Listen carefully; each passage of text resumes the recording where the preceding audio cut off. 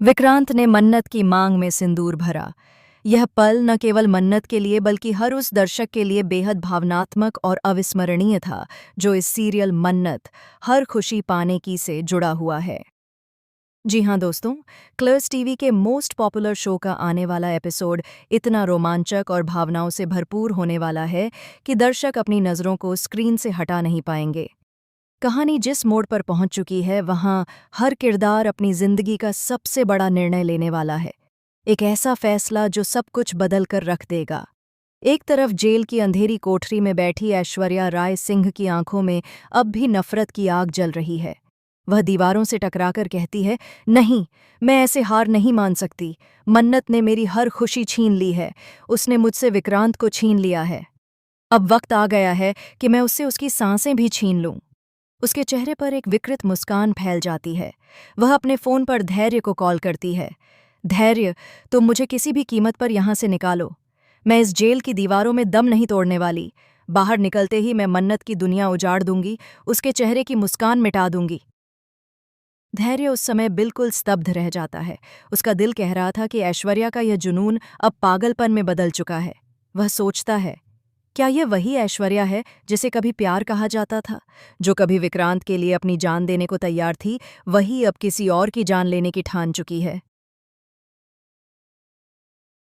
धैर्य खुद को दो राहों पर खड़ा पाता है।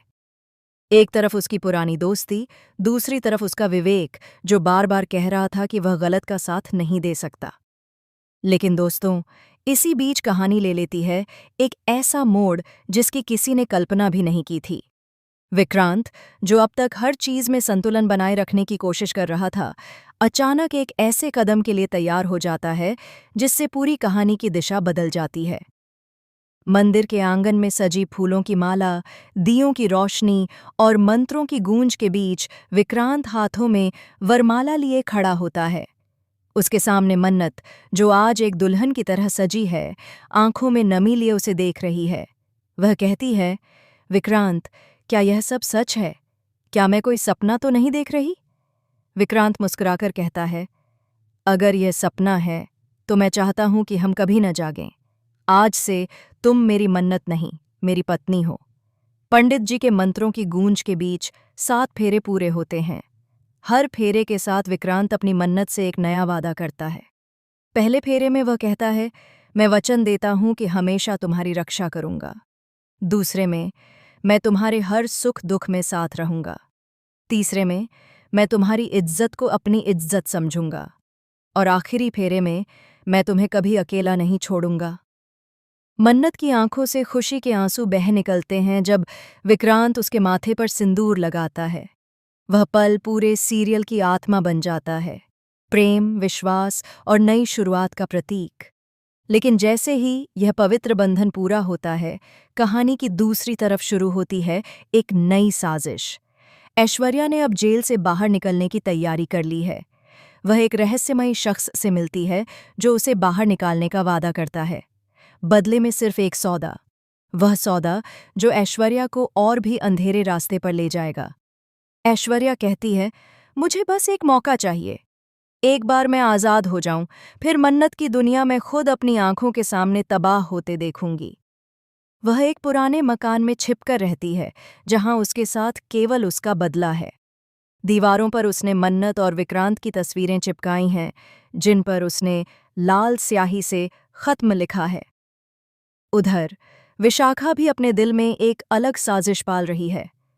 उसे अब यह सहन नहीं हो रहा कि मन्नत विक्रांत की जिंदगी की सबसे अहम हिस्सा बन चुकी है। वह कहती है, विक्रांत का दिल जीतने के लिए मैंने सब कुछ किया, पर अब वक्त है उसे ये एहसास दिलाने का कि मन्नत उसके लिए अशुभ है। विशाखा धीरे धीरे विक्रांत के मन में जहर घोलने लगती है। वह उसे पुराने कागज दिखाती है, कुछ झूठे सबूत, कुछ गढ़ी हुई बातें। विक्रांत, क्या तुम जानते हो कि मन्नत की जिंदगी में कोई और भी था? क्या तुम जानते हो कि जिस पर तुम आंख मूंद कर भरोसा कर रहे हो, वही तुम्हें धोखा दे रही है? विक्रांत शुरुआत में उसकी बातों को नजरअंदाज करता है, लेकिन जब हालात ऐसे बनते हैं कि हर घटना मन्नत के खिलाफ लगने लगती है, तो उसका मन भी डगमगाने लगता है। मन्नत को भी महसूस होता है कि कोई उसके खिलाफ साजिश रच रहा है। वह कहती है, कुछ तो है जो ठीक नहीं चल रहा। हर खुशी के बाद कोई न कोई तूफान उठ जाता है। कौन है जो हमें तोड़ना चाहता है? वह विक्रांत का हाथ पकड़कर कहती है, विक्रांत, अगर तुम पर मेरा भरोसा टूट गया तो मैं खुद को कभी माफ नहीं करूंगी। कहानी में अब एक और मोड़ आता है। ऐश्वर्या, जो अब जेल से फरार हो चुकी है, विक्रांत और मन्नत की शादी की खबर सुनकर पागल हो जाती है। वह चीखती है, नहीं, ये नहीं हो सकता। विक्रांत सिर्फ मेरा है। वह एक नकाब ओढ़कर मन्नत के घर पहुंचती है। रात का समय है, चारों तरफ सन्नाटा। वह छुपकर मन्नत के कमरे तक पहुंचती है और उसके तकिए के नीचे एक चिट्ठी रख जाती है। उस चिट्ठी में लिखा है, तुम्हारी खुशियां अब गिनती की रह गई हैं मन्नत। जिस दिन मैं सामने आई उस दिन तुम्हारी दुनिया खत्म हो जाएगी। अगली सुबह मन्नत जब वह चिट्ठी पढ़ती है तो उसके हाथ कांपने लगते हैं। वह तुरंत विक्रांत को बताती है, लेकिन ऐश्वर्या का कोई सुराग नहीं मिलता। विक्रांत अब समझ जाता है कि यह खेल किसी साधारण दुश्मन का नहीं है। यह किसी ऐसे व्यक्ति का है जो उसे और मन्नत को किसी भी कीमत पर एक नहीं देखना चाहता। धीरे धीरे